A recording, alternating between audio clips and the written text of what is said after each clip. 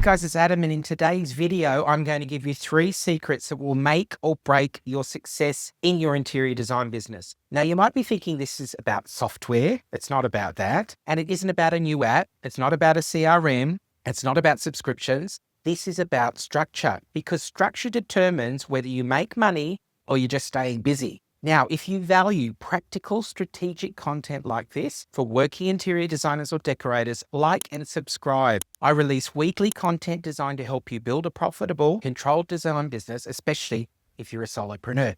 So let's get into it. Number 1 is track your design time before you quote.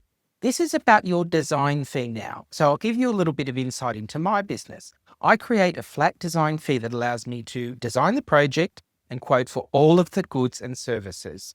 Now, there are separate fees for implementation, or you might call it project management later, but I don't try and work all of that out at this stage. But I absolutely need a robust process to calculate my hours for the design phase, because this is where designers regularly undercut themselves. I can speak from experience. I did this several times over the years. Let's say I'm quoting a living room decorating project, for example. I'm quoting for new furniture, window treatments, electrical, painting, possibly custom pieces, and I need to create that vision, but I also need to price it properly so that the client sees a full financial picture in terms of goods and services. If I'm not careful though, I can easily underquote the design fee for this stage. So most designers guess their design fee. It is honestly a fact. Or they base it on what they charged last time, or what feels fair. We're on a slippery slope here, or what they think the client will accept. If it seems a little bit high, should they reduce the fee for this one? Now, that isn't structure. So before I quote any project, I break down every task involved in designing and pricing that vision. So what does that look like? That includes site measure. So after I've done my consultation, I've got to return to the property, if I get the job,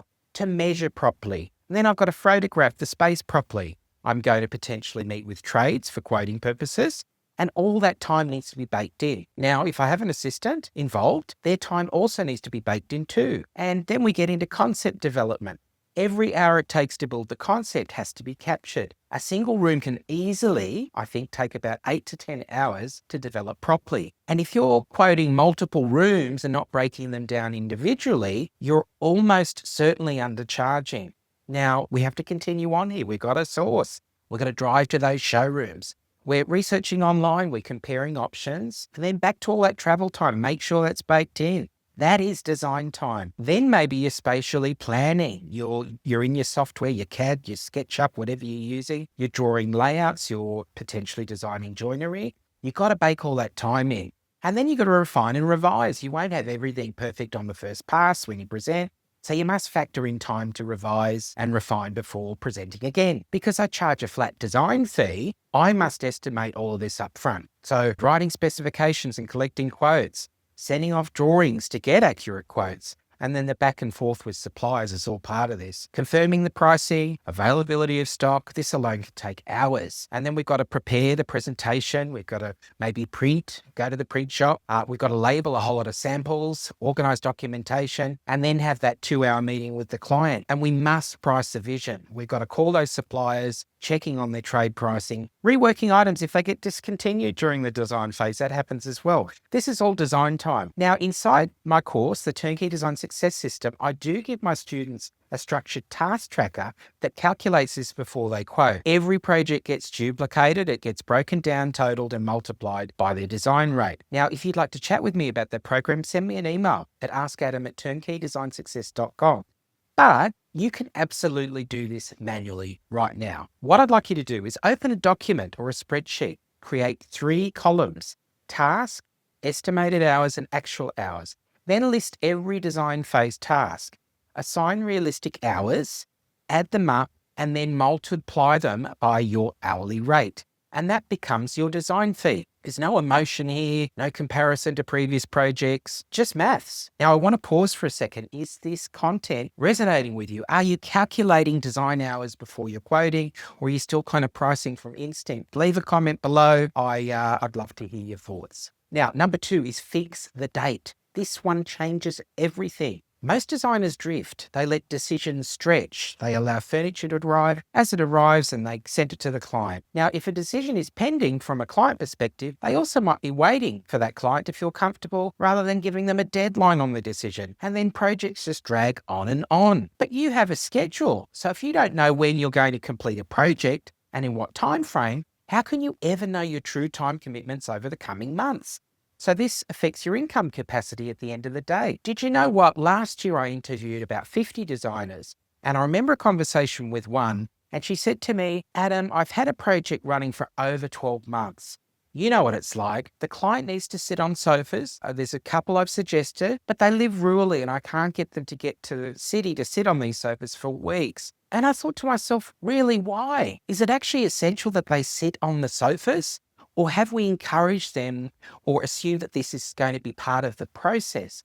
Now, I haven't taken a client to sit on a sofa, honestly, since about 2014, because most people don't actually need to sit on that sofa for you to guide them properly. What you can do is explain, this is the construction of the piece. This is how well it's constructed. This is the foam density. Let's talk about feather versus fiber. We'll talk about the seat depth, the frame quality, and that's real leadership. Sometimes timelines drag on, not because the client's difficult, but because we aren't leading them to the finish line.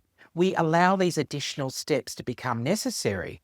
So here's what I do. When decisions are made about a piece, I'm militant about defining the install deadline. I fix the date, I lock it in, I identify the item with the longest lead time. Then I work backwards. The client leaves the property for at least 5 days. Everything's gone to storage and it comes out of storage for white glove delivery. It's all scheduled and booked. Install team booked, styling, accessorizing ready, and a photographer's booked. All this happens before the client returns home for the reveal. The project is finished, it's turnkey, and it's all done before they walk back in. And when you fix the date, decisions accelerate, momentum builds, projects get completed, your photography happens, which is awesome, and you move everything forward. But when you don't, projects drag, admin multiplies, they're changing their mind, you're having to resource all the time. It's awful. Revenue slows, mental bandwidth shrinks. It's very frustrating. Project without an end date expands indefinitely. Fixing the date is leadership, and leadership protects your income capacity. Number 3, know your margin. So important. Let's define this clearly. Margin is the percentage of revenue you actually keep as a profit after paying all costs. So it answers this. Out of every dollar that came into this project, how much did you keep? First, revenue. Revenue is everything the client paid you. It includes design fees. It could be the implementation percentage or project management, markup on goods. Let's say the total revenue is $100,000. Now subtract your costs here. Direct costs include wholesale furniture, trades, deliveries, storage, install labor, any damages you have to factor in. Then allocate your overheads. You've got software expenses every month, potentially insurance, website costs, accounting costs, marketing costs, payment process fees, there's a whole lot of things. But let's say the total cost for that project equals $70,000. So the revenue was $100,000 and the costs were $70,000. So the profit here is $30,000. So $30,000 divided by $100,000 equals 0.30. That's a 30% margin. That means for every dollar that came in, you kept 30 cents. So margin isn't markup. Markup's what you add. Margins is what you keep. And if you don't know your margin percentage, you're operating blind, and blind businesses eventually burn out. So let's bring this all together now. I want you to track your design time so you fix your prices correctly, fix the date so you finish correctly, and know your margin so you can profit correctly. Without these 3, you're going to feel really busy, but you're going to be super stretched and broke. With these 3, you're going to feel structured, strategic, and you're definitely going to feel in control. And controlled businesses last. So if this resonated with you, I'd love to chat to you. Have you been in business for 2 or 3 years and you might be having some concerns about where this is going? How about you email me at askadam@turnkeydesign.success.com. I'd love to have a chat to you. And remember, if you're feeling a bit behind, I want to say you are not behind, you are building. And on that note, I'm going to see you in the next video.